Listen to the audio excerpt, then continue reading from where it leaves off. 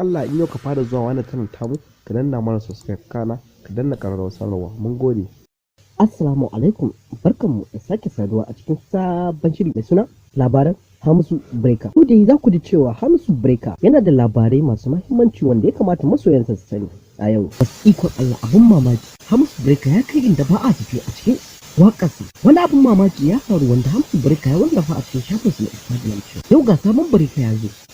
Hamisu Breaker ya wallafa hakan ne a cikin shafinsa na Instagram. Wani yaro ne wanda Hamisu Breaker ya wallafa shi yana hazai ga waka kuma yana hawa wakar da Hamisu Breaker. Kuma yana bin wakar yana hawanta daidai. Abin mamaki, yaro ne karami fa sosai amma ya iya hawa wakan Breaker. Wai shin Hamisu Breaker mutum ne ko alda? Ba za mu gane hakan ba. Sai ku da kanku kun je kun kalli wannan bidiyo na wannan yaron wanda yake hawa wakan Breaker yake binta daidai yadda Breaker yayi wakan. Sai ma kun kalla yayi kyau. Ga dai yadda Hamisu Breaker ya wallafa a shafinsa na Instagram ɗin.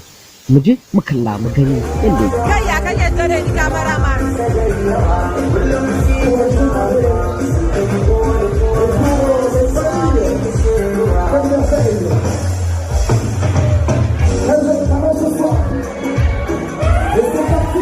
Sannan Hamisu Breaker sabuwar waƙarsa da dai wallafa wanda yake so ya mata bidiyo. Ya yi selfie da wayarsa sannan yana ta bin waƙa kamar yin ya rega waƙar ta yi daɗi sosai sai ma kun ji ta. To ga dai waƙar ku ji ta.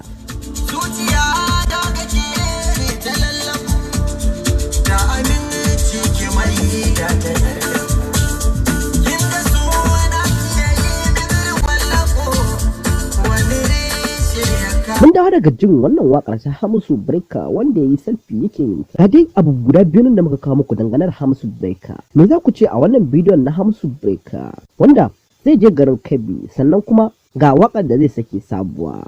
Allah ku mana comment. Dan Allah ku mana comment. Sannan kuka yi comment ɗin ku dinga like. Sannan sai ku yi subscribe in ba ku yi ba a wannan tashar. Mun gode sosai da zaɓen wannan tashar ta duniyar mawaƙan Hausa TV.